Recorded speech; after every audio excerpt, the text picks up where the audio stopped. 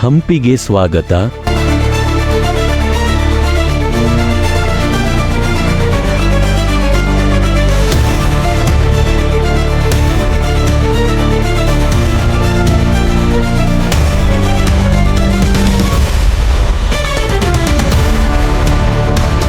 ಕರ್ನಾಟಕದ ಕಿರೀಟದ ಆಭರಣ ಮತ್ತು ಒಮ್ಮೆ ಮಹಾನ್ ವಿಜಯನಗರ ಸಾಮ್ರಾಜ್ಯದ ಹೃದಯ. ಈ ಸಮೃದ್ಧಿ ಮತ್ತು ವೈಭವದ ಅಡಿಗಟ್ಟಿನ ಮೂಲಕ ನಮಗೆ ಸಂಬಂಧಿಸಿದಂತೆ ಈ ಅದ್ಭುತ ನಾಗರಿಕತೆಯ ಏರಿಕೆ ಮತ್ತು ಕುಸಿತವನ್ನು ಅನ್ವೇಷಿಸಿ ಮತ್ತು ಅದರ ಗತಕಾಲದ ಗೆಲುವಿನ ಪ್ರತ್ಯಯವನ್ನು ಪ್ರತಿನಿಧಿಸುವ ಆರ್ಕಿಟೆಕ್ಚರ್ ವಿಸ್ಮಯಗಳಲ್ಲಿ ಮೆಲುಕು ಹಾಕಿ. ನಮ್ಮ ಕಥೆ 14ನೇ ಶತಮಾನದ ಆರಂಭದಲ್ಲಿ ಹರಿಹರ ಮತ್ತು ಬುಕ್ಕ ಎಂಬ ಇಬ್ಬರು ಸಹೋದರರು ತುಂಗಭದ್ರಾ ನದಿಯ ದಡದಲ್ಲಿ ವಿಜಯನಗರ ಸಾಮ್ರಾಜ್ಯವನ್ನು ಸ್ಥಾಪಿಸಿದಾಗ ಪ್ರಾರಂಭವಾಗುತ್ತದೆ. ಸಾಮ್ರಾಜ್ಯವು ತ್ವರಿತವಾಗಿ ಬೆಳೆಯಿತು, ಸಮೃದ್ಧಿಯನ್ನು ಪಡೆದಿತು, ದಕ್ಷಿಣ ಭಾರತದ ಪ್ರಮುಖ ಶಕ್ತಿಯಾಗಿ ಮಾರ್ಪಟ್ಟಿತು. ಸಾಮ್ರಾಜ್ಯದ ತಂತ್ರಜ್ಞಾನ, ಪ್ರಾದೇಶಿಕತೆ ಮತ್ತು ಸಮೃದ್ಧ ಸಂಪತ್ತುಗಳು ಅದರ ಬೆಳವಣಿಗೆಯನ್ನು ಉತ್ತೇಜಿಸಿತು. ಒಂದು ಅಪ್ರತಿಮ ಸಾಂಸ್ಕೃತಿಕ ಮತ್ತು ಆರ್ಕಿಟೆಕ್ಚರ್ ಸಾಧನೆಯ ಯುಗವನ್ನು ತಂದುಕೊಟ್ಟಿತು.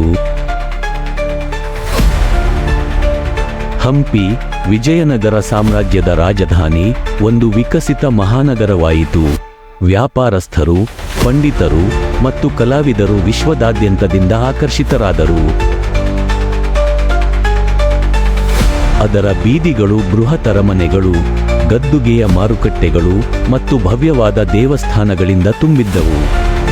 ಹಂಪಿ ಕೇವಲ ರಾಜಕೀಯ ಮತ್ತು ಆರ್ಥಿಕ ಕೇಂದ್ರವಲ್ಲ, ಅದು ಸಾಂಸ್ಕೃತಿಕ ಮತ್ತು ಆಧ್ಯಾತ್ಮಿಕ ಕೇಂದ್ರವೂ ಆಗಿತ್ತು.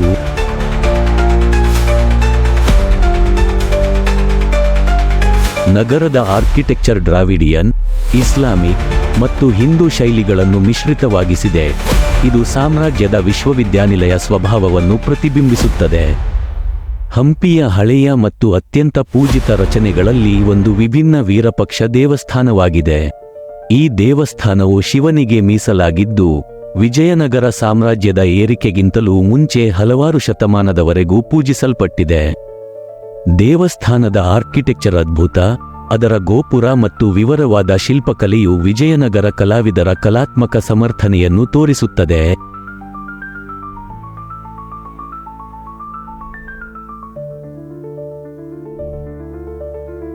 ವೀರಪಾಕ್ಷ ದೇವಸ್ಥಾನವು ಅರ್ಚನೆ ಮತ್ತು ಸಮುದಾಯದ ಜೀವನದ ಕೇಂದ್ರವಾಗಿಯೂ ಇಂದಿಗೂ ಜೀವಂತವಾಗಿದೆ.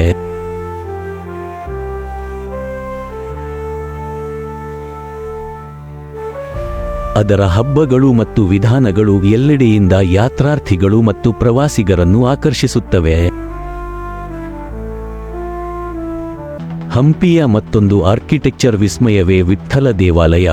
ತನ್ನ ನಿಸ್ಸೀಮ ಕರಕುಶಲತೆ ಮತ್ತು ಐಕ್ಯವಾದ ಶಿಲಾರಥಕ್ಕಾಗಿ ಪ್ರಸಿದ್ಧವಾಗಿದೆ.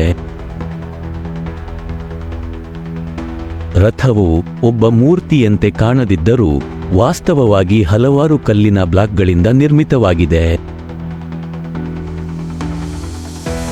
ಆದರೆ ವಿಠ್ಠಲ ದೇವಾಲಯದ ನಿಜವಾದ ವಿಸ್ಮಯವು ಅದರ ಸಂಗೀತದ ಸ್ತಂಭಗಳಲ್ಲಿ ಇದೆ. ಪ್ರತಿ ಸ್ತಂಭವು ಹೊಡೆದಾಗ ವಿಭಿನ್ನ ಸಂಗೀತ ರಾಗವನ್ನು ಉತ್ಪಾದಿಸುತ್ತದೆ. ಇದು ವಿಜಯನಗರ ಶಿಲ್ಪಿಗಳ ಬುದ್ಧಿವಂತಿಕೆ ಮತ್ತು ಸಮರ್ಥನೆಯನ್ನು ತೋರಿಸುತ್ತದೆ.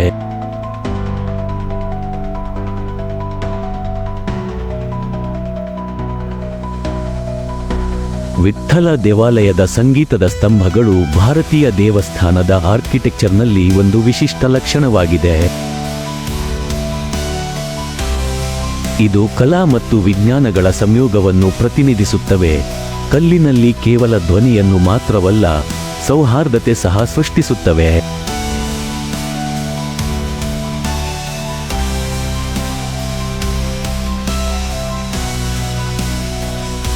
ವಿಜಯನಗರ ಸಾಮ್ರಾಜ್ಯದ ವೈಭವವು ಎಂದಿಗೂ ಶಾಶ್ವತವಾಗಿರಲಿಲ್ಲ. 1565ರಲ್ಲಿ ಸಾಮ್ರಾಜ್ಯವು ತಲಿಕೋಟೆಯ ಯುದ್ಧದಲ್ಲಿ ಭೀಕರ ಸೋಲಿಗೆ ಒಳಗಾಯಿತು. ಹಂಪಿಯ ಶನಿವಾರದ ನಿರಂತರ ಕೊಲೆ ಮಾಡಲಾಯಿತು.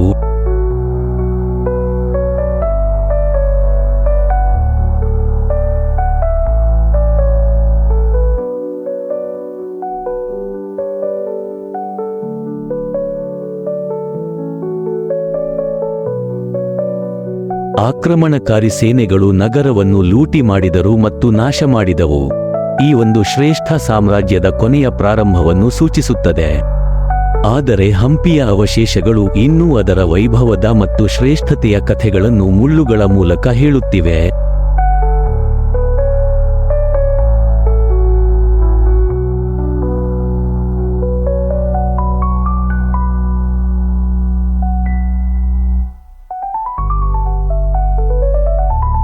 ಅನೇಕ ಶತಮಾನಗಳ ನಂತರ ಹಂಪಿಯನ್ನು 19ನೇ ಶತಮಾನದ ಬ್ರಿಟಿಷ್ ಪುರಾತತ್ವಜ್ಞರು ಮರುಪಡೆಯುವುದರ ಮೂಲಕ ಅದರ ಸಂರಕ್ಷಣೆ ಮತ್ತು ಅಧ್ಯಯನದ ಮೇಲಿನ ಹಚ್ಚುಗುಡ್ಡೆಯನ್ನು ಸೃಷ್ಟಿಸಿದರು.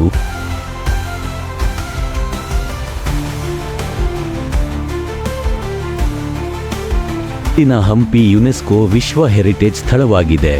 ಪ್ರಪಂಚದಾದ್ಯಂತದಿಂದ ವಿಜ್ಞಾನಿಗಳು ಮತ್ತು ಪ್ರವಾಸಿಗರನ್ನು ಆಕರ್ಷಿಸುತ್ತವೆ. ಅದರ ಹೆರಿಟೇಜ್ನ ಸಂರಕ್ಷಿಸಲು ಪ್ರಯತ್ನಗಳು ನಡೆಯುತ್ತಿವೆ. ಭವಿಷ್ಯ ಪೀಳಿಗೆಗಳು ಅದರ ವೈಭವವನ್ನು ಸಾಕ್ಷೀಕರಿಸಬೇಕೆಂದು. ಹಂಪಿ ಕರ್ನಾಟಕದ ಸಾಂಸ್ಕೃತಿಕ ಶ್ರೀಮಂತಿಕೆಗೆ ಜೀವನವಿರಿಸುವುದಕ್ಕೆ ಒಂದು ಪ್ರತಿಬಿಂಬವಾಗಿದೆ.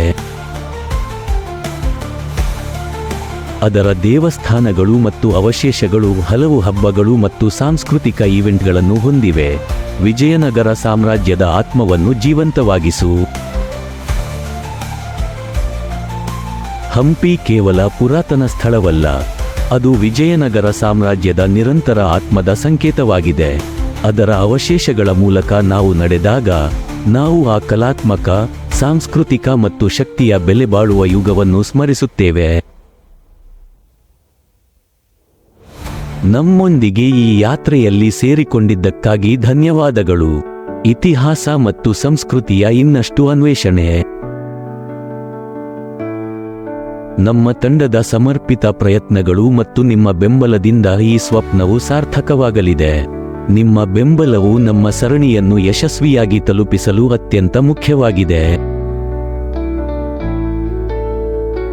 ಹೇಗೆ ಬೆಂಬಲಿಸಬೇಕು? ನಮಗೆ ಫಾಲೋ ಮಾಡಿ.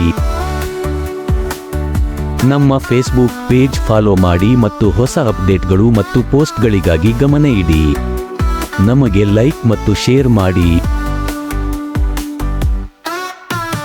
ನಮ್ಮ ಪೋಸ್ಟ್ಗಳನ್ನು ಲೈಕ್ ಮಾಡಿ ಮತ್ತು ನಿಮ್ಮ ಸ್ನೇಹಿತರೊಂದಿಗೆ ಶೇರ್ ಮಾಡಿ.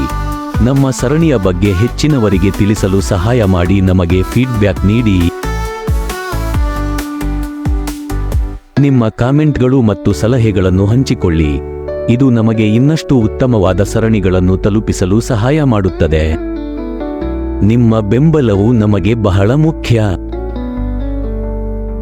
ನಮ್ಮ ಅಜ್ಜನ ಕಥೆಯನ್ನು ಬಹಳಷ್ಟು ಜನರಿಗೆ ತಲುಪಿಸಲು ಸಹಾಯ ಮಾಡಿ. ನಮ್ಮ ಹೆಸರಿಗೆ ಮತ್ತು ಪರಂಪರೆಯ ಹೆಮ್ಮೆ ಮತ್ತು ಶ್ರದ್ಧೆಯನ್ನು ಹಂಚಿಕೊಳ್ಳೋಣ. ನಮ್ಮನ್ನು ಬೆಂಬಲಿಸಿ.